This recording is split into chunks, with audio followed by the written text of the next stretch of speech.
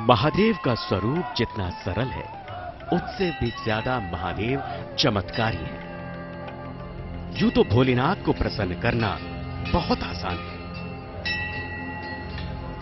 जरा सी भक्ति से ही देवाधिदेव प्रसन्न हो जाते हैं और अपने भक्तों पर दिल खोलकर कृपा बरसाते हैं। सावन का महीना चल रहा है, इसीलिए हम आपको इन दिनों शिव से जुड़ी कुछ न कुछ कल्याणकारी बातें लगातार बता रहे हैं।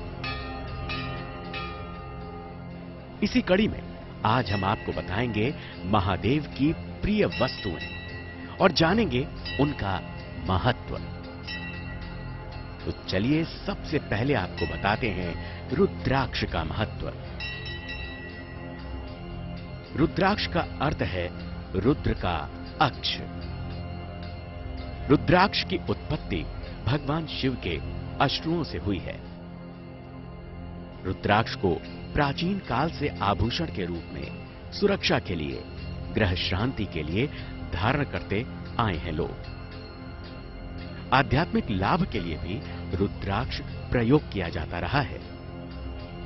मुख्य रूप से 17 प्रकार के रुद्राक्ष पाए जाते हैं, लेकिन 12 मुखी रुद्राक्ष विशेष रूप से प्रयोग में आते हैं। माना जाता है कि जहां रुद्राक्ष है वहां शिव है, जहां शिव है वहां रुद्राक्ष है, और ये दोनों एक दूसरे के बिना अधूरे हैं।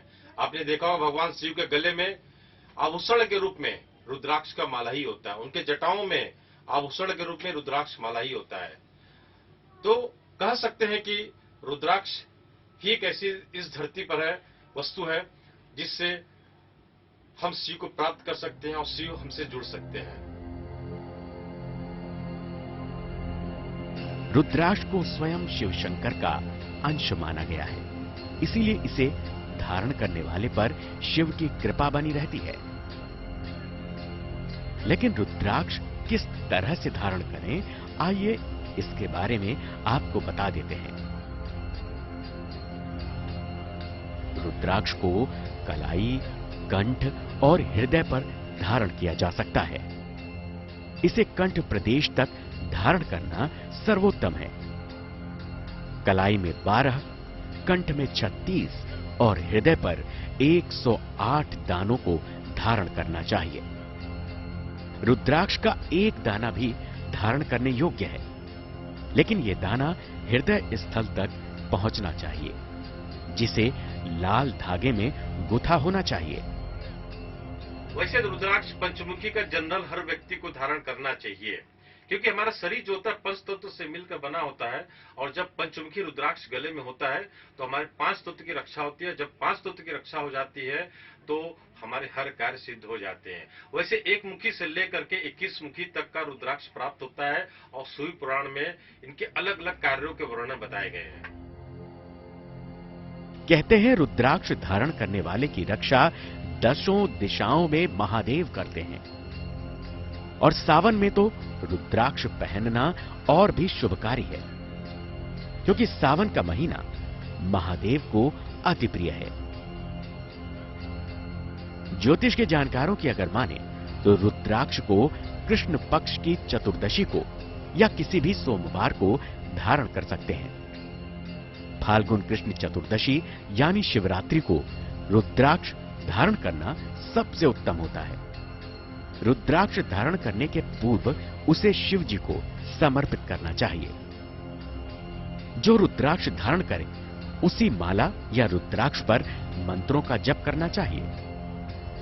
जो लोग भी रुद्राक्ष धारण करते हैं उन्हें सात्विक रहना चाहिए, आचरण को शुद्ध रखना चाहिए, नहीं तो रुद्राक्ष लाभकारी नहीं होता।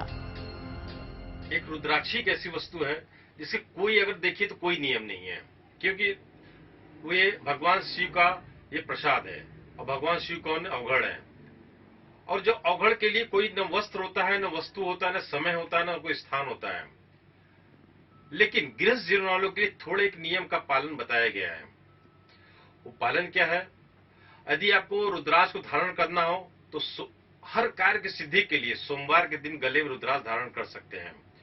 उसमें सुबह स्नान ध्यान करके रुद्राक्ष को शुद्ध गंगा जल, गोमूत्र, दही और दूध से उसका ससुरसाप पूजा करके और उस रुद्राक्ष को भगवान शिव को अर्पित करके और रुद्राक्ष को अपने दाहिने हाथ में लेकर के भगवान शिव का ध्यान करके धारण कर सकते हैं। तो सावन के महीने में किसी भी सोमवार को रुद्राक्ष धारण कर लीजिए, ये शिव की महाकृपा दिलाएगा। लेकिन भगवान शिव के डमरू का रहस्य क्या है और शिव के साथ क्यों जुड़ा है डमरू, आइए ये भी जान लीजिए। भगवान शिव ही नृत्य और संगीत के प्रवर्तक हैं। शिव जी के डमरू में न केवल संगीत के सभी सुर बसते हैं, बल्कि उसके अंदर वर्णमाला भी है। शिव जी का डमरू बजाना आनंद और मंगल का प्रतीक है। वो डमरू बजाकर खुश भी होते हैं और डमरू सुनकर भी प्रसन्न हो जाते हैं। नित्य अगर घर में शिव स्तुति डमरू बजाकर की जाए तो घर में कभी अमंगल नहीं होता। डमरू एक वाद्य यंत्र के रूप में भी माना जाता है। डमरू को बजाने से, चाहे वो डमरू हाथ द्वारा हो चाहे डमडम द्वारा हो, उससे भगवान शिव प्रसन्न होते हैं। भगवान शिव को वो, चूंकि भगवान शिव एक अवघड़ है, अवघड़ को क्या चाहिए, उनको कोई वाद्य यंत्र का किसी प्रकार का नहीं चाहिए। डमरू जो होता है जब बजता है तो भगवान शिव मग्न हो जाते हैं और भगवान शिव ने डमरू के ऊपर ही जो है कहा जाता है कि शिव तांडव का निर्माण डमरू के ऊपर हुआ था। तो डमरू भगवान शिव का एक पूरक यंत्र है और भगवान शिव इससे बहुत प्रसन्न होते हैं। भोलेनाथ से जुड़ी हर बात चमत्कारी है और फिर उनके आभूषण का तो कहना ही क्या। आदि और अनंत से परे शिव की कृपा जिस भी भक्त पर पड़ती है, उसे संसार में फिर कोई भी बाधा रोक नहीं सकती।